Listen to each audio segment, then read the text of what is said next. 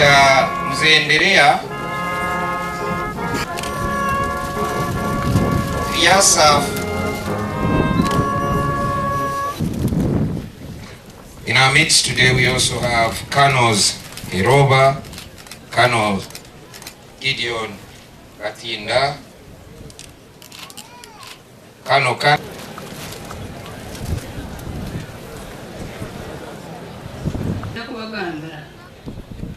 in 2015, neno mkiagira tumahi nikakangana abuko bakihuriza na operation wakumu ebyuko yabura buri kimwe cyo ni twatrine n'amahena abaserikare na batwiyera ka criminals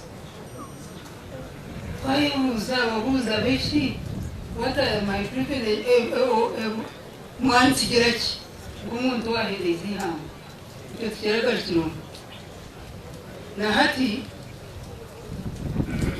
ahimbariki nyebere na security ya kwa kizokwezi CDF ya tayari na weyashobora kuvuza sekretari na binayigura geti abantu bona bagamba biraro kwabera n'umurundo kwabera nakunda entungu kwabera nakunda ruhango kwabera narebere faka kwabera nakunda bakazo akaruruka kaza